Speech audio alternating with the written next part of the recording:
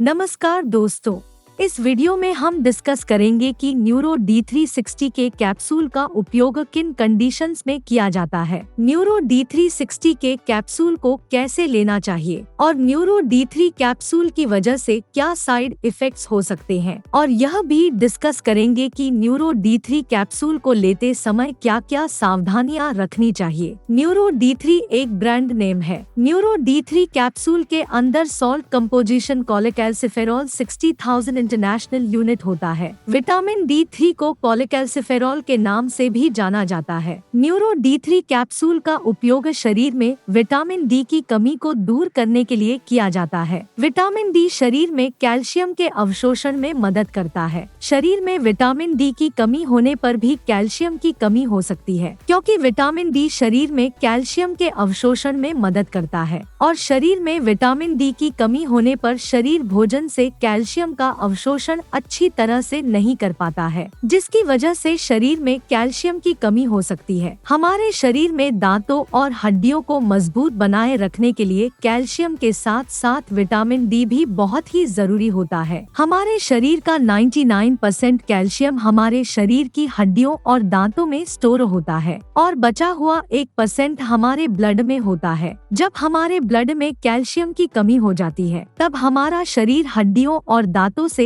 Calcium लेने लग जाता है, जिसकी वजह से धीरे धीरे हड्डियां और दांत कमजोर होने लग जाते हैं। हड्डियां कमजोर होने की वजह से हड्डियों में हल्की सी चोट या गिरने की वजह से भी फ्रैक्चर हो सकता है। कैल्शियम और विटामिन D की कमी की वजह से दांतों की जड़ें कमजोर हो जाती है और दांत भंगुर होकर टूटने लगते हैं, और छोटे बच्चों में कैल्शियम की कमी होने पर उनके दांतों को निकलने में देरी हो सकती है या लंबा समय लग सकता है। बच्चों में कैल्शियम की कमी लंबे समय तक रहने पर उनकी हाइट भी कम रह सकती है, और शरीर में कैल्शियम और विटामिन D की कमी होने पर शरीर की हड्डियों और जोड़ों में दर्द रहने की समस्या भी हो सकती है। इसके अलावा ऑस्टियोमालेसिया होने पर, ऑस्टियोपोरोसिस होने पर या बच्चों में रिकेट्स होने पर भी डॉक्टर न्यूरो D3 कैप्सूल को लेने की सलाह दे सकता है। रिकेट्स होने पर बच्चों की हड्डियां कमजोर होकर टेढ़ी मेढ़ी हो जाती है और ऑस्टियोमालेसिया होने पर हड्डियां कमजोर हो जाती है और शरीर के जोड़ों,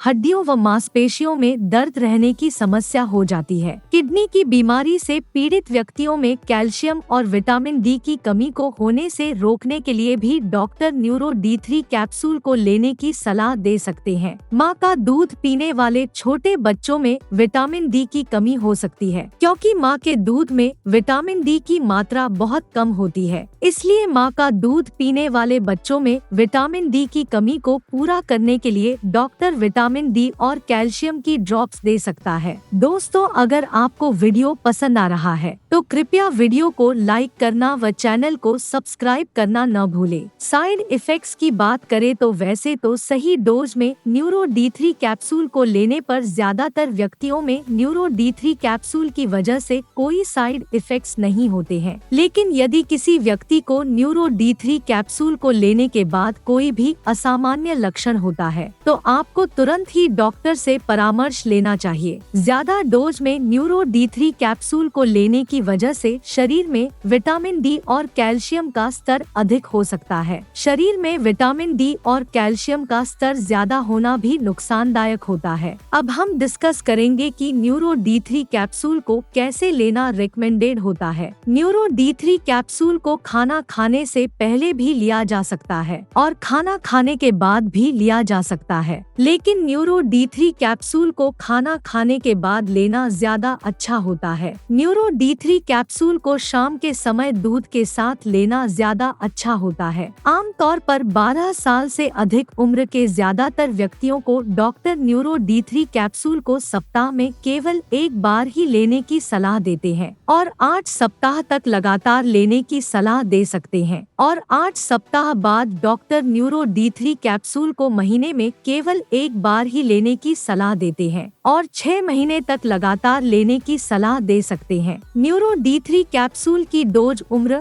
शरीर के वजन और बीमारी की गंभीरता के आधार पर कुछ व्यक्तियों में इससे अलग भी हो सकती है। इसलिए आपको न्यूरो D3 कैप्सूल को आपके डॉक्टर द्वारा बताई गई डोज में ही लेना चाहिए। अब हम डिस्कस करेंगे कि न्यूरो D3 कैप्सूल को लेते समय क्या क्या सावधानियां रखनी चाहिए। न्यूरो D3 कैप्सूल को लेने के बाद यदि आप लेबोरेटरी में कोलेस्ट्रॉल की जांच करवाते हैं तो कोलेस्ट्रॉल टेस्ट के परिणाम प्रभावित हो सकते हैं। प्रेग्नेंट महिलाओं और स्तनपान करा रही महिलाओं के लिए ज्यादा हाई डोज में विटामिन डी को लेना रिकमेंडेड नहीं है। इसलिए जरूरत पड़ने पर डॉक्टर प्रेग्नेंट महिलाओं और स्तनपान करा रही महिलाओं को कम डोज में विटामिन डी के सप्लीमेंट्स लेने की सलाह दे सकता है। इसलिए प्रेग्नेंट महिलाओं और स्तनपान करा रही महिलाओं के लिए न्यूरो D3 कैप्सूल को लेना रिकमेंडेड नहीं है। वीडियो को देखने के लिए आपका धन्यवाद। अगर आपको वीडियो पसंद आया तो प्लीज वीडियो को लाइक कर देना, चैनल को सब्सक्राइब कर लेना और अगर आपका न्यूरो D3 कैप्सूल से संबंधित कोई प्रश्न है तो आप कमेंट करके पूछ सकते हैं।